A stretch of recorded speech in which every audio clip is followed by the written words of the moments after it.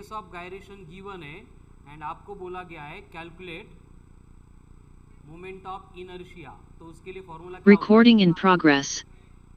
यम into k square. हर एक case में रेडियस ऑफ गायरेशन दिली क्वेश्चन मध्ये, याचा अर्थ काय होतो, पहिले आपण I equals to m into k square करेंगे. ठीक है, किती सिंपल टॉपिक है, एकदम सिक्वेंस लगा के चलो. सबसे पहले टॉपिक है रोटेशनल मोशन. बॉडी हलणार नहीं जागेवरून, कळाल ना, जहाँ पे है वहीं पे बॉडी रहने वाली है. बस बॉडी रोटेट होगी, और रोटेट होती मतलब क्या होता है, उसकी काइनेटिक एनर्जी जो हाफ यम वी स्क्वेयर हुआ करती थी, अब वो बनेगी हाफ आई ओमेगा स्क्वेयर. बस यम डायरेक्टली कैलकुलेट किया जाता था, यहाँ पे आई को कैलकुलेट करना पड़ेगा. अगर अलग अलग पॉइंट पे अलग अलग पार्टिकल प्लेस किए तो उसके लिए हम फॉर्मूला यूज करेंगे m1 r1 square plus m2 r2 square. दो पार्टिकल है तो, तीन पार्टिकल है तो, चार पार्टिकल है तो, हाँ डायरेक्ट m4 r4 स्क्वायर पर्यंत है ना. एंड अगर आपको बोला है कि बॉडी सिमेट्रिकल है, जैसे कि रिंग है या फिर डिस्क है या फिर होलो सिलेंडर है या फिर सॉलिड सिलेंडर है या फिर होलो स्फीयर है या फिर सॉलिड स्फीयर है या फिर रॉड है, तो उसके लिए हम क्या करते हैं, अलग से कंसेप्ट यहाँ पे इंट्रोड्यूस करते हैं, that is radius of gyration, जिसका मतलब होता है perpendicular distance of the point at which whole mass of the body suppose to be concentrated from axis of denoted by k given by k equal to root of I by m. म्हणजे कधी जर आपल्याला radius of gyration दिली आहे, sorry moment of inertia दिली है, radius of gyration विचारला है, इन दैट केस हम यूज करेंगे k equals to root of I by m. ठीक है, तो इन सब बॉडीज के लिए हमने रेडियस ऑफ गायरेशन इंट्रोड्यूस की थी. जैसे रिंग के लिए परत असं डोक्यामध्ये असं फिरलं पाहिजे, के इक्वल्स टू आर. रिंग के लिए के equal to R, radius of gyration this R by root two, hollow sphere root 2/3 R, solid sphere. And rod के लिए एल बाय रूट 12. हे फॉर्म्युले पार्ट झालेच नाही तर रोटेशनल तुम्हाला असाच आहे तसंच अवघड वाटणार आहे.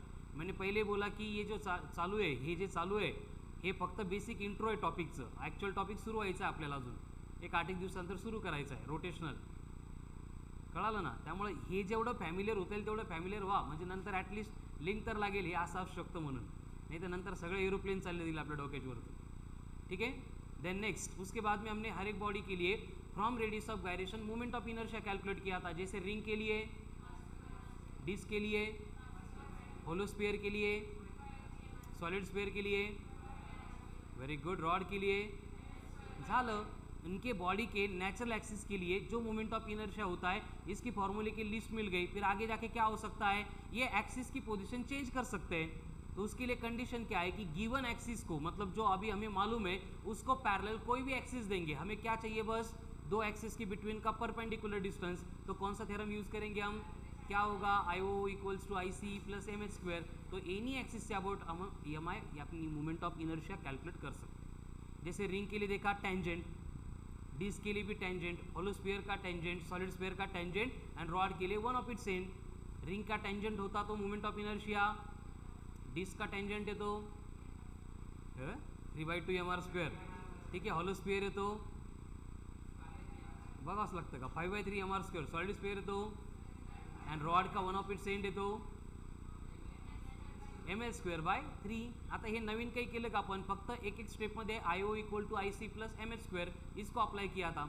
लेकिन कभी कभी क्या होता है, जैसे रिंग एंड डिस्क के 2 डायमेंशनल बॉडीज है, उनकी केस में हमें क्या करना पड़ता है, डायमीटर के अलॉन्ग या फिर टेंजेंट इन द प्लेन अगर कैलकुलेट करना है तो उसके लिए हमें अलग से थ्योरम यूज करना पड़ता है, that is perpendicular axis theorem, जो क्या बोलता है I z equal to I x plus I y. उसके अकॉर्डिंग रिंग के डायमीटर के अलॉन्ग एक्सिस है तो मोमेंट ऑफ इनर्शिया, डिस्क का अगर डायमीटर के अलॉन्ग है तो अगर टेंजेंट बोला in the plane of ring है तो 3/2 mr स्क्वेयर.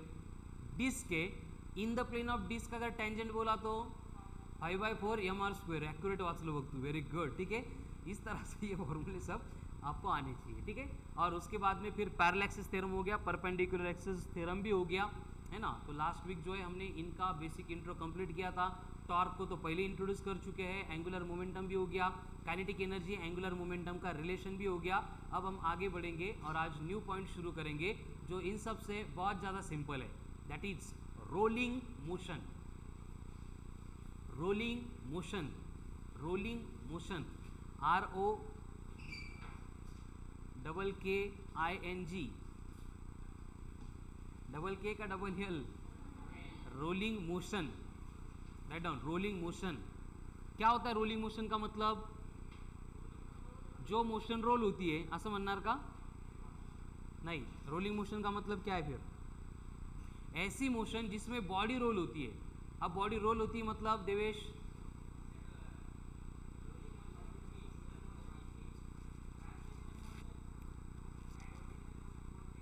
Very good. जैसे कि फॉर एग्जांपल व्हील्स, जो कार के व्हील्स होते हैं वो रोटेट होते हैं या ट्रांसलेट होते हैं? रोटेट भी होते हैं, ट्रांसलेट भी होते हैं। असं नहीं होत व्हील फिरते कार गेली, है ना, मतलब रोटेशनल मोशन भी चल रही है और कार के साथ में ट्रांसलेशनल मोशन भी चल रही है। तो अगर ये दोनों टाइप की मोशन साइमल्टेनियसली ऑकर होती है तो उस टाइप के मोशन को बोला जाता है एज ए रोलिंग मोशन, ठीक है। और उसका एग्जांपल व्हील्स हो गया। आता कारचे व्हील झाले, ट्रकचे व्हील म्हणू नका, व्हील्स मतलब सारे व्हील्स हो गए। हां, मंदिरासमोर लोक,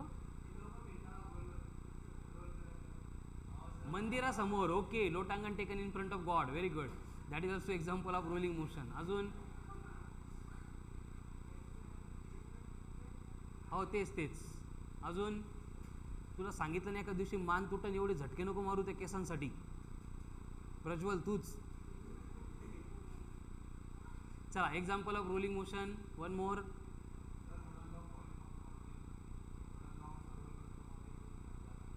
very good, correct. Next, pen बेंचवरून सोडला की तो पण काय होतो? रोल होतो. ठीक आहे, सो राईट डाऊन रोलिंग मोशन. तेजस माहिती आहे का rolling motion? Rolling motion, the motion in which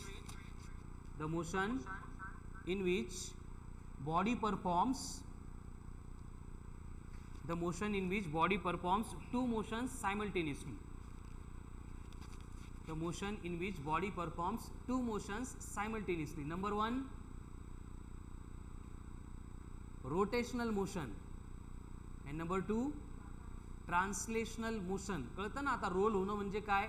body rotate भी होनी चाहिए एंड ट्रांसलेट भी होनी चाहिए. ठीक है, अगर रोटेशनल प्लस ट्रांसलेशनल दोनों मोशन साइमल्टेनियसली एग्जिस्ट है तो उस केस में जो भी मोशन होती है उस टाइप के मोशन को बोला जाता है एज ए रोलिंग मोशन. उस मोशन को बोला जाता है एज ए रोलिंग मोशन. अभी हम यहाँ पे रोलिंग मोशन के बारे में डिस्कस करने वाले हैं. रोटेशनल का ही पार्ट है ना, नवीन टॉपिक नहीं, त्यामधलाच पॉइंट है. तो बेसिकली हम रोलिंग मोशन स्टडी करते टाइम एक इंक्लाइन प्लेन पे स्टडी करने वाले हैं एंड दूसरा हॉरिजॉन्टल प्लेन पे रोलिंग मोशन हमें स्टडी करनी है. ठीक है, पहले हम कंसीडर कर रहे हैं यहाँ पे एक incline plane with an inclination of theta, और ये इंक्लिनेशन की हाइट दी गई है h, और ये जो सरफेस है इसका डिस्टेंस आपको बोला है कि यस है. ये कळतं ना काय है? इंक्लाइन सरफेस है, मतलब यहाँ से हम अगर बॉडी को छोड़ देंगे तो ये बॉडी ऐसे यहाँ पे नीचे आने वाली है यहाँ तक. तो यहाँ पे दो कंडीशन होती है. एक, बॉडी अगर मूव हो रही है विदाउट स्लीपिंग, न झोपता, विदाउट स्लीपिंग म्हणजे न घसरता, झोपता नहीं. ठीक है ना, अगर बॉडी विदाउट स्लीपिंग यहाँ पे मूव हो रही है, इसका मतलब क्या है? इसका मतलब यह है कि body is performing rolling motion. अगर वो स्लीप हो गई तो घसरत घसरत आली तर रोटेट होईल का? तो वो प्युअर ट्रान्सलेट होती. कळालं ना, क्वेश्चन मध्ये काय दिलं बघायचं. ठीक है, अगर विदाउट स्लीपिंग बोला है तो rotational, rolling, good morning. And अगर आपको विथ स्लीपिंग बोला है तो वो प्योर ट्रांसलेशनल. रही लक्षामध्ये डिफरेंस. पानी नहीं पी लग आज. हाँ चलो, सो राइट डाउन. क्या लिखा? डेफिनेशन हो गई लिख के रोलिंग मोशन की. स्लीप झालं तर pure translational, and without sleeping है तो रोलिंग. रोटेशनल ने रोलिंग, रोटेशनल गेली आता रोलिंग है नवीन. हो गया, खूब सोपा है बघा हे. ठीक है, क्या होगा? डायग्राम बोर्ड पे आपके पास अब यहाँ पे ऊपर एक बॉडी है जिसको हम छोड़ देंगे और वो नीचे आने वाली है. अब बॉडी अगर नीचे आएगी मतलब बॉडी मोशन परफॉर्म करेगी. अगर बॉडी मोशन परफॉर्म कर रही है तो इस मोशन में बॉडी के पास क्या होगा? काइनेटिक एनर्जी होगी. लेकिन ये काइनेटिक एनर्जी अगर बॉडी दो टाइप की मोशन परफॉर्म कर रही है तो ये भी दो टाइप की होगी. कौन से?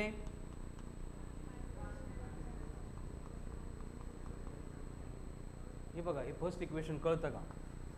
रोलिंग मोशन को हमने डिफाइन किया कि ऐसी मोशन जिसमें बॉडी क्या करेगी, रोटेशनल मोशन भी परफॉर्म करेगी एंड ट्रांसलेशनल मोशन भी परफॉर्म करेगी. इसका मतलब बॉडी के पास जो टोटल काइनेटिक एनर्जी होगी that will be the sum of, किसकी सम, ट्रांसलेशनल काइनेटिक एनर्जी की एंड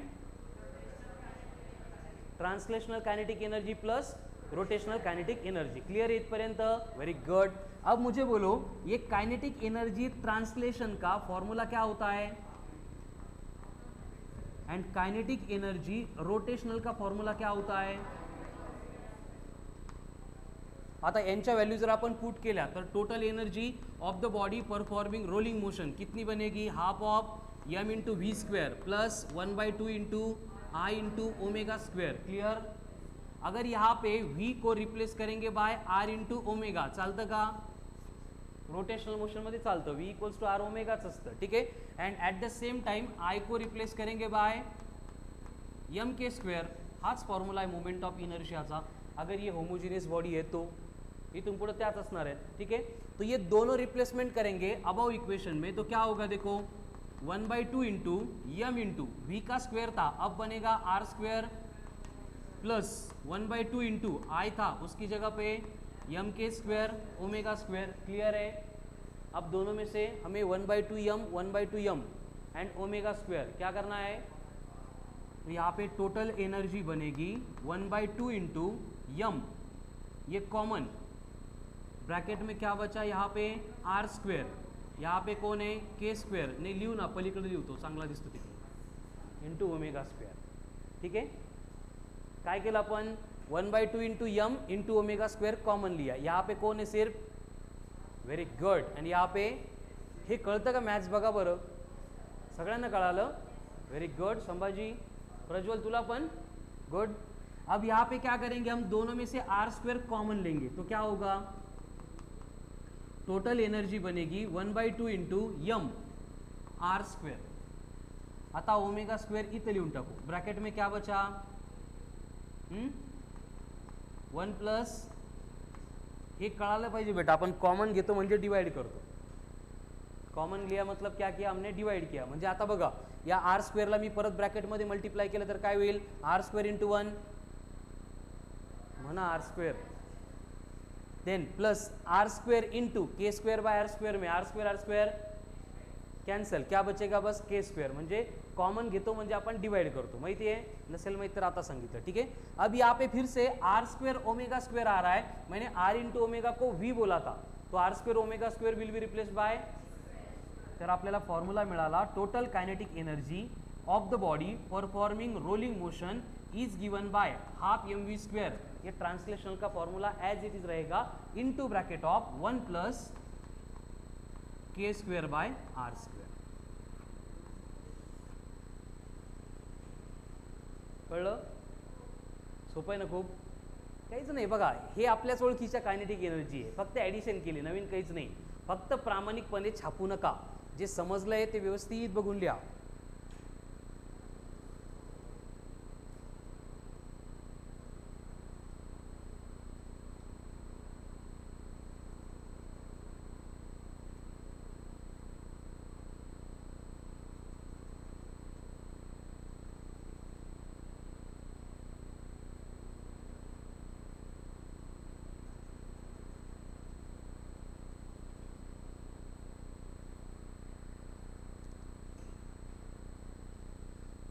चलो फिनिश्ड हो गया लिख के? Yes sir. नहीं यस.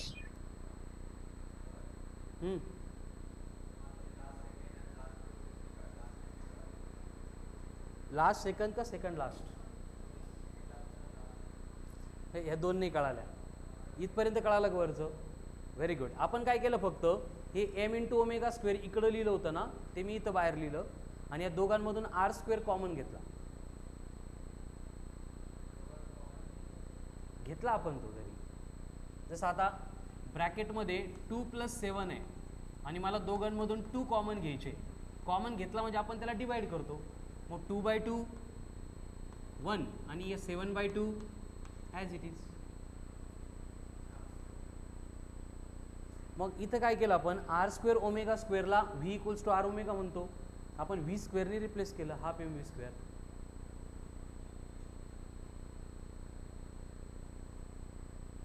चलो ओके सबको.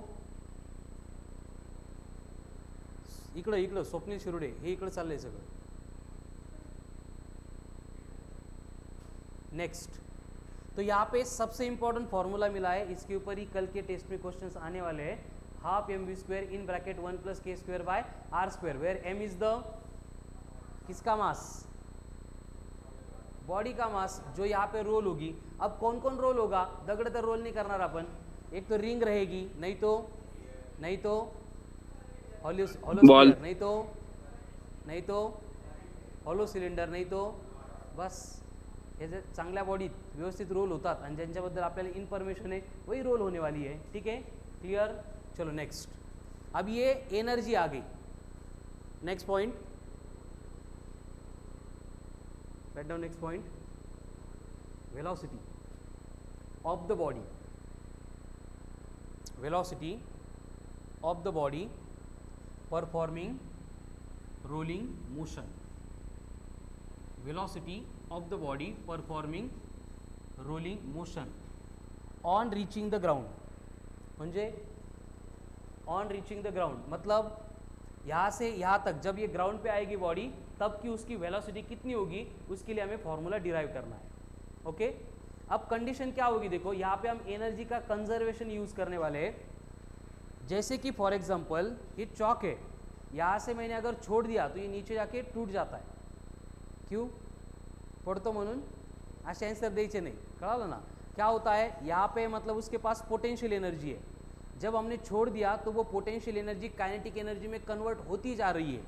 जैसे जैसे हाइट कम हो रही है वैसे वैसे इसकी वेलोसिटी बढ़ती जा रही है. तो ऑन रीचिंग ग्राउंड, जब ये ग्राउंड को स्ट्राइक करता है तब की केस में इसकी वेलोसिटी हाईएस्ट होती है. ये पार्ट अपन 1D में ऑलरेडी देख चुके हैं, कळालं ना. मतलब जितनी ज़्यादा हाइट से छोड़ेंगे उतनी ज़्यादा वेलोसिटी से ये स्ट्राइक करेगा. v = √2gh आठवतं का, ठीक है ना. जितना एच ज़्यादा होगा उतनी ग्राउंड पे हिट करते टाइम वेलोसिटी ज़्यादा होगी. इसका रीज़न ये होता है कि जब बॉडी यहाँ पे रेस्ट में है तब बॉडी के पास एक ही एनर्जी है, that is potential energy. And जब बॉडी ग्राउंड पे आ रही है तब ये टोटल पोटेंशियल एनर्जी कन्वर्ट हो रही है काइनेटिक एनर्जी में. बस यहाँ पे काइनेटिक एनर्जी ना तो रोटेशनल लेंगे ना तो ट्रांसलेशनल लेंगे. कौन सी लेंगे, ये काइनेटिक एनर्जी टोटल लेंगे, क्योंकि दोनों का कॉम्बिनेशन है ना. अब पोटेंशियल एनर्जी का फॉर्मूला क्या होता है, mgh. काइनेटिक एनर्जी का अभी डिराइव किया था, half m v square in bracket 1 + k square by r square mm. अब यहाँ पे मुझे v स्क्वेयर चाहिए, हे मल्टीप्लिकेशन मध्ये इकडे आल्यानंतर तो ये क्या बनेगा, gh. ये 2 था, मल्टीप्लाई होगा अपॉन में कौन होगा 1+. तो फाइनली वेलोसिटी के लिए एक्सप्रेशन आ गया √2gh divided by 1 + k square by r square. ये again second very important formula. हे बघून लिहिण्यासारखं काही आहे का. Potential energy equals to kinetic energy, mass mass cancel, velocity को छोड़ के बाकी सारी टर्म्स दूसरी साइड लेके आओ. आ गया फॉर्मूला. क्लियर है का Tejas, Rishikesh, Aishwarya, Ishwari, Vaishnavi. Yes sir. Okay.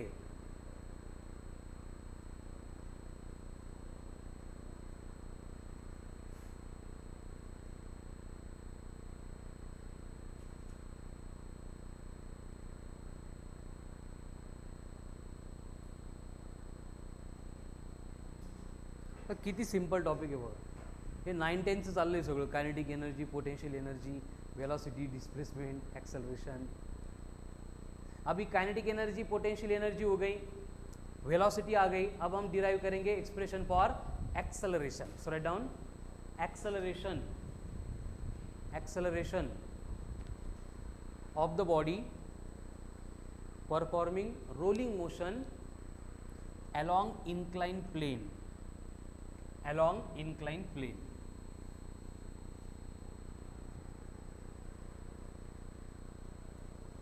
अब यहाँ पे देखो हमें क्या चाहिए, एक्सेलरेशन, और हमारे पास इन्फॉर्मेशन है कि पहिली बॉडी रेस्ट में थी, इथं आपण पकडून ठेवलं होतं, बाद में बॉडी की फाइनल वेलोसिटी जो है वो v बन गई, मैक्सिमम बन गई, मतलब हमारे पास u है, हमारे पास v है, हमारे पास s है, तो हमें निकालना है एक्सेलरेशन। कैसे निकाल सकते हैं? बाय यूजिंग, वेरी गुड, कौन सा kinematical equation, v square equals to u square plus 2as।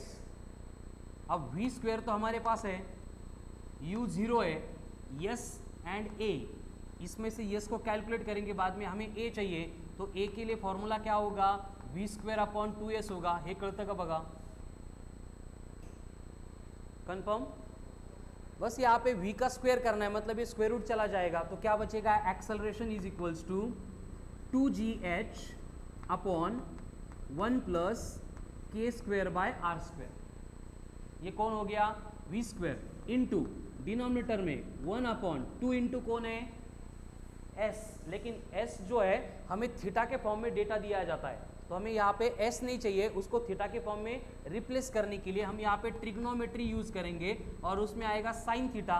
क्या होता है sine theta, opposite upon hypotenuse. कौन है अपोजिट, हाइपोटेन्यूज कौन है, तो इसका मतलब यस क्या बनेगा, h अपॉन साइन थीटा। कळलं, ये s मैं यहाँ पे रिप्लेस करने वाला हूँ, तो ये बनेगा h, अब अपॉन में साइन थीटा था, ऊपर जाके मल्टीप्लाई होगा, कळतं ना, 1 अपॉन थीटा में 2 न्यूमरेटर में जाएगी। अब यहाँ पे 2 h, तो एक्सेलरेशन के लिए एक्सप्रेशन आ गया g into sine theta upon 1 plus k square by r square. ये हो गया एक्सप्रेशन फॉर एक्सेलरेशन। तो रोलिंग मोशन के सबसे बेसिक, सबसे इंपॉर्टेंट 3 फॉर्मूले डिराइव किए थे, वो बोर्ड के ऊपर है, kinetic energy, velocity and acceleration. Kinetic energy, velocity and acceleration.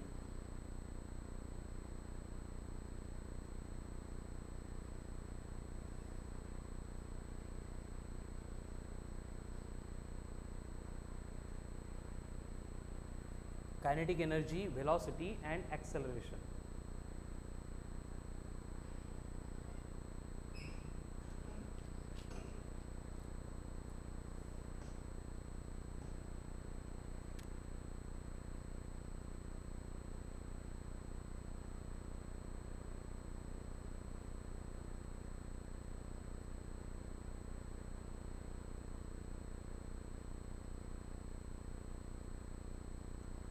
चलो फिनिश्ड।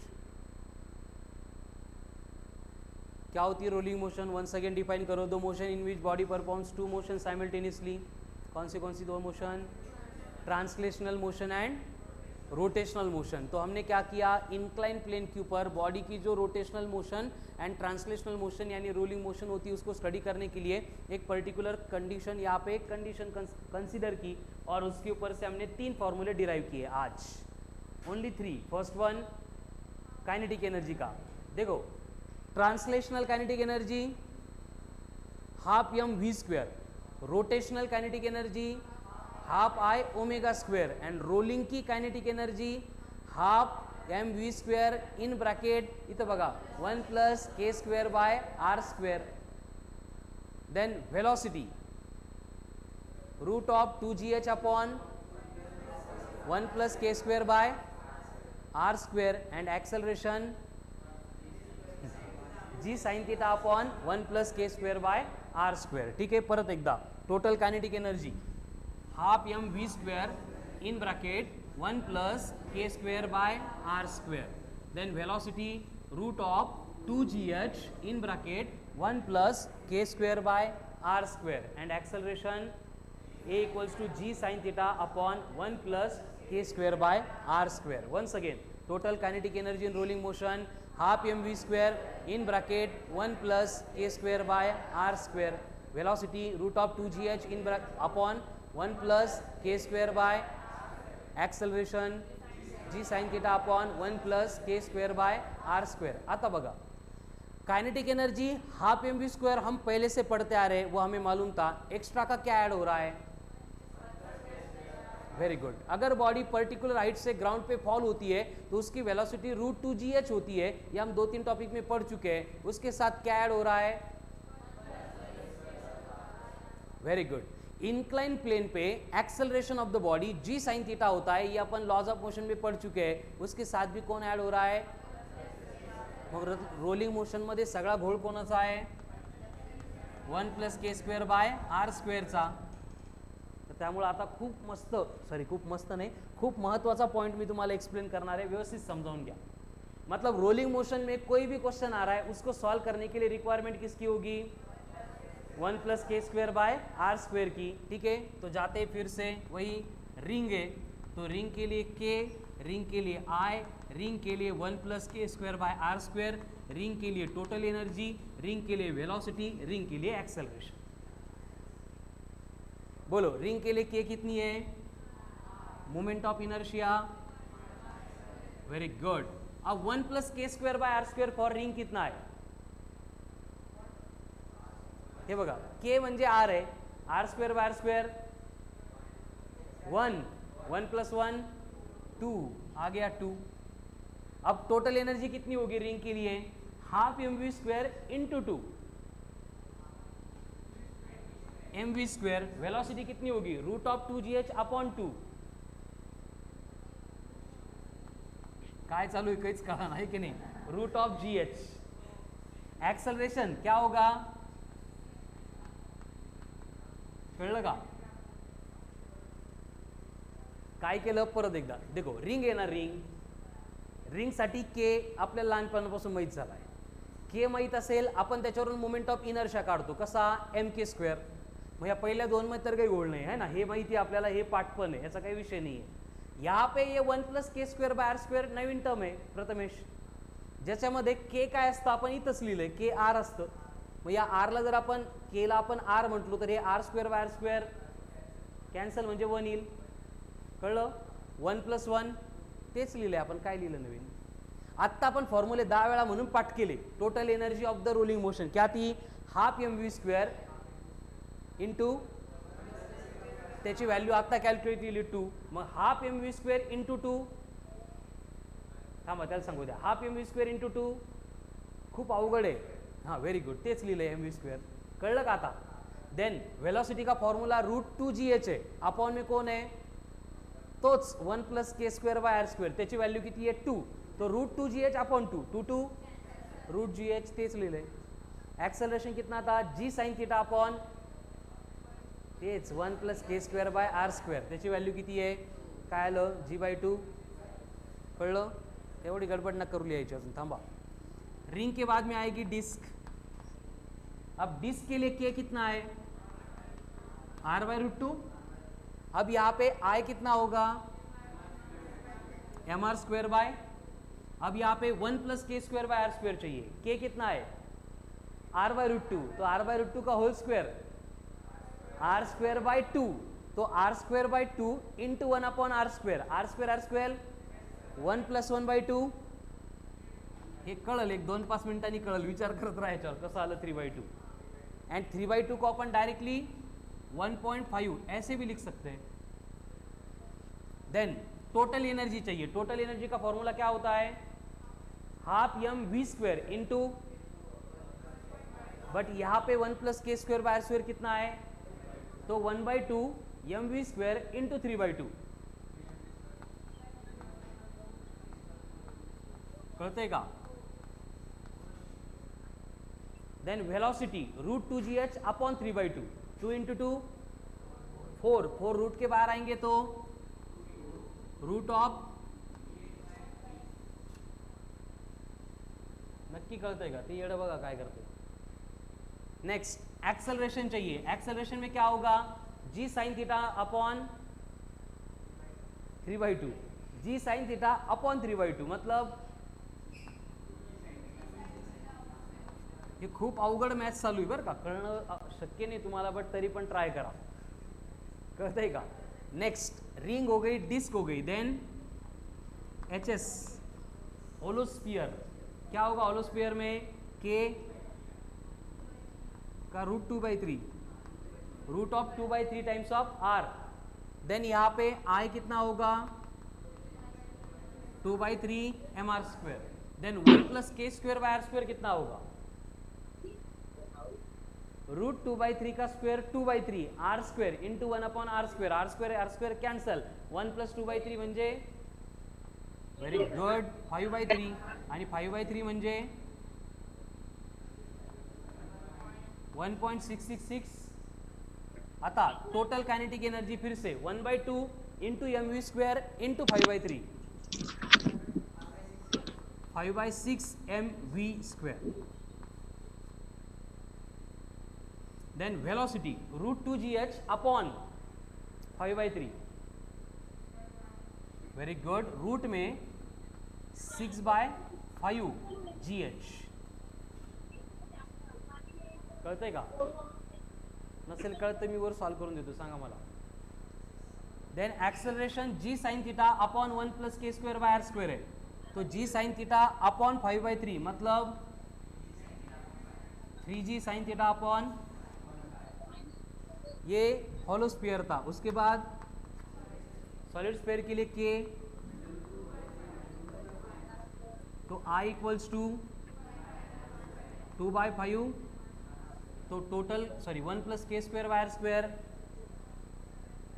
तेच 7/5. कसं कळालं ना? 7/5. आता 7/5 म्हणजे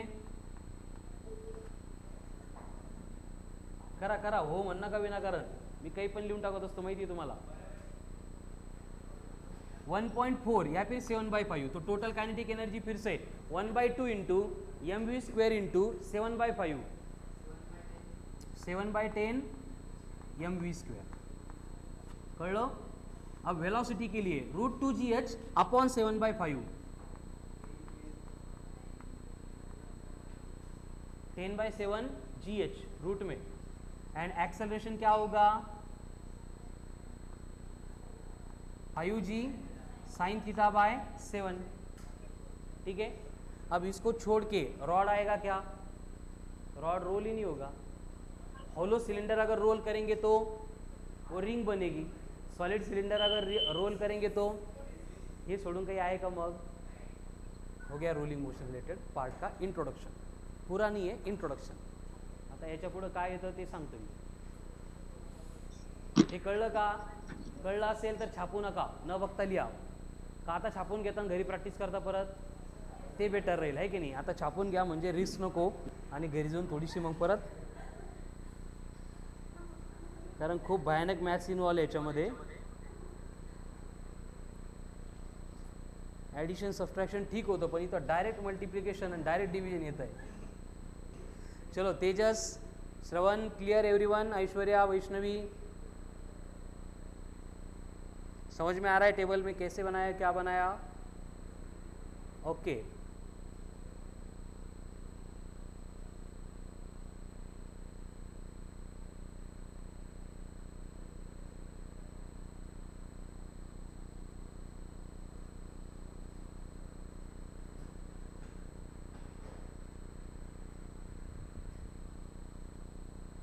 खूप महत्त्वाचा टेबल आहे.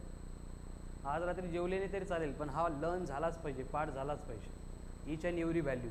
आणि हे जर नसेल तर एक्सपेक्ट करू नका तुम्हाला रोटेशनल मोशनचा आर पण येईल म्हणून, रोलिंग मोशनचा आर पण येईल म्हणून. कळालं ना? उद्याच्या टेस्टमध्ये क्वेश्चनचं स्टेटमेंट पण रीड करून होणार नाही मग तुमचं. आणि हे जर माहीत असेल तर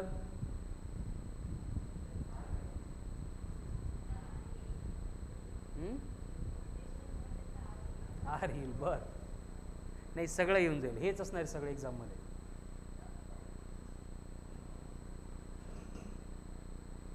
चलो फिनिश्ड. अरे छापायला एवढा वेळ? बरं झालं 10th पेपर नाही झाले. HS आणि SS कळलं नाही एवढं, नाही ते लिहून देतो. नाही तर श्रवण हे स्वप्नील परत घरी जाऊन मला मॅच करत, सर SS आणि HS काय भानगड आहे, कोणत्या बॉडीज आहे?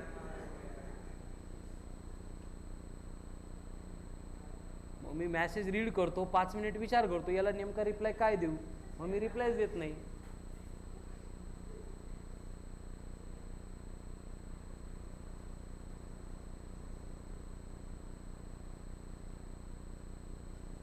चलो फिनिश्ड.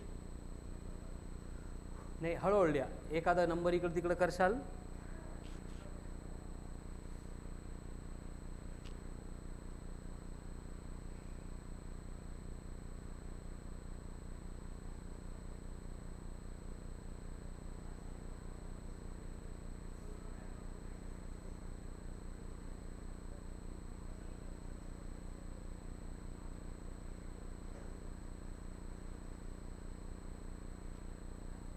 अरे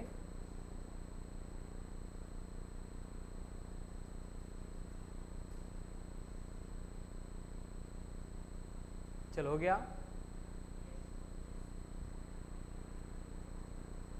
आता सगळं हेच असणार आहे इथून पुढं. जसं रिंग ये बॉडी और के इंट्रोड्यूस किया तब से रोज वही चल रहा है. अब इसके बाद में भी 2-4 दिन यही चलने वाला आहे. त्यामुळे याला ऑप्शनच नाही, हे पाठच करून ठेवा. तर होतं काय माहिती का, क्वेश्चनमध्ये आपल्याला विचारतात कि अगर हमने पहले रिंग को रोल किया, बाद में डिस्क को रोल किया, तो उन दोनों को रोल करने के बाद उनके काइनेटिक एनर्जी का रेशियो क्या होगा, उनके वेलोसिटी का रेशियो क्या होगा, उनके ॲक्सेलरेशन का रेशो क्या होगा. ठीक आहे. तर एवढा वेळ आपल्याकडे नसतो, त्यामुळे अशा गोष्टी आपण अगोदरच प्रिपेअर करून ठेवतो, जेणेकरून असा क्वेश्चन्स आलाच तर आपला काय होईल, टाइम सेव होईल. ठीक है. तो अभी हमें क्या करने हैं, ये रेशो फाइंड करने. ठीक है. किसका, मैं टेबल बना के देता हूँ, घबराइए नहीं, एकदम सोपा टेबल है. ठीक है.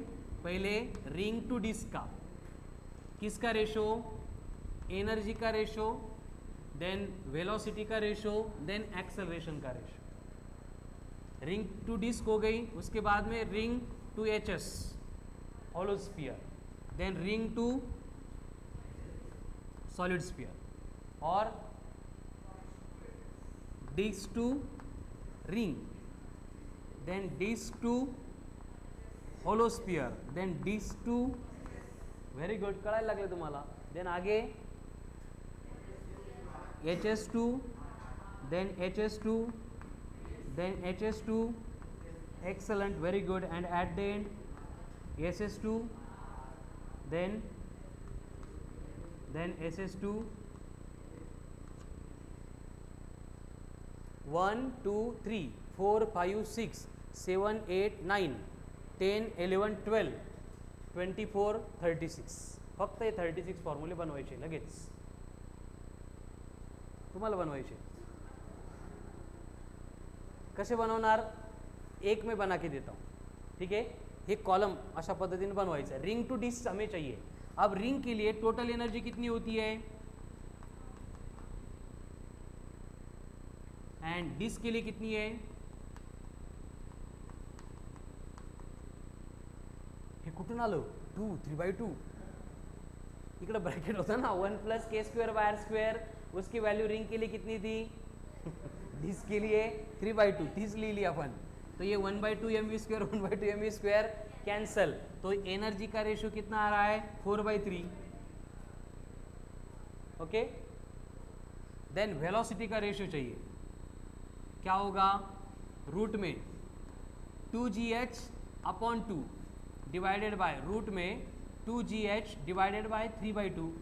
परत ते तिथूनच आले, 1 + k²/r². तो यहाँ पे √2gh, तो क्या बचा, न्यूमरेटर में √2 अपॉन √3/√2. ये √2 म्हणजे हे रूट मध्ये काय आलं, 4/3. नहीं असंच राहू द्या, बरं वाटतं जरा. देन उसके बाद में एक्सेलरेशन का चाहिए रेशो. एक्सेलरेशन के रेशो के लिए क्या करेंगे, अब g sin theta upon 2 divided by g sin theta upon 3/2. Prathamesh कळते ना बेटा काय चाललंय, कुठून येत आहे फॉर्म्युले, हे नंबर कुठून येत आहे ते तर कळाल तुला. ठीक आहे. नंतर लेक्चर परत बघ, मग लक्षात येईल तुझ्या. ठीक आहे. तो यहाँ पे g sin theta cancel. Again ये 1/3/2 है, मतलब ये क्या बनेगा, कळालं. आता बघा किती कॉम्प्लिकेटेड पार्ट होता, सिंपल झाला. एनर्जी का रेशो, वेलोसिटी का, एंड एक्सेलरेशन का, नहीं ना,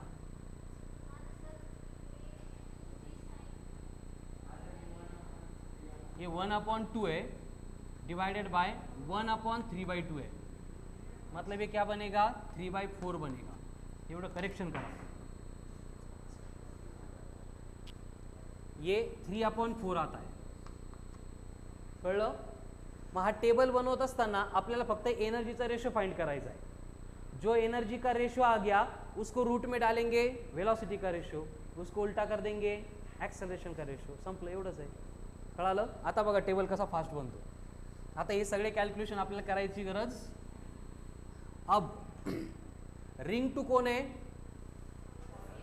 रिंग टू हॉलो स्फीयर है, मतलब रिंग के लिए 2, होलो स्फीयर के लिए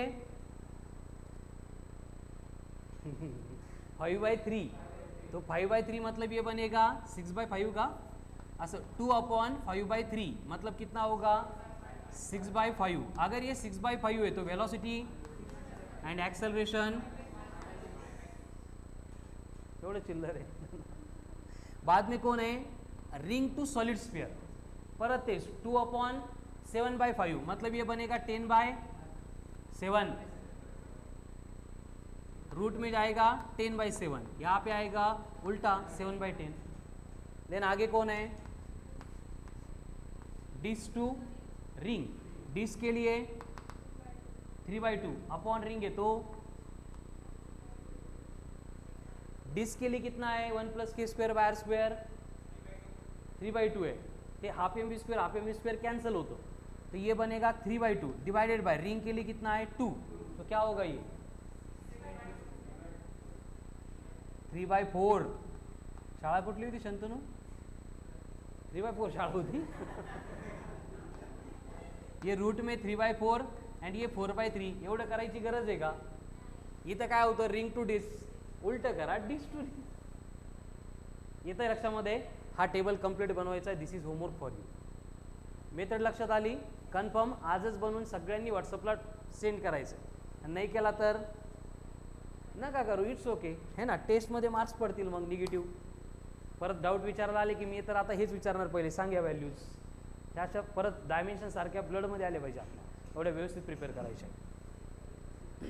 ठीक है, तो आज हमने रोलिंग मोशन का डिस्कशन शुरू किया था, एकदम सिंपल बातें रिलेटेड टू रोलिंग मोशन हमने देखी है। रोलिंग मोशन को अगर समझना है तो आपको बस एक ही चीज़ याद रखनी है 1 + k²/r², रिंग के लिए 2, डिस्क के लिए 3/2, होलो स्फीयर के लिए 5/3, सॉलिड स्फीयर के लिए संपलं, एवढंच आहे, त्याच्यावरच सगळे ॲप्लिकेशन्स बनलेले आहेत। क्लियर है फिर, ठीक है, तो आज के लिए इतना ही वर्क है, कल का जो पूरा पेपर रहेगा वो related to rolling motion and अब तक जो पार्ट हुआ उसके ऊपर रहेगा। ठीक है, so remaining part will continue on tomorrow's lecture. आज लेट हुआ था, कल का लेक्चर ऑन टाइम शुरू होगा। ठीक है, चलो थैंक यू।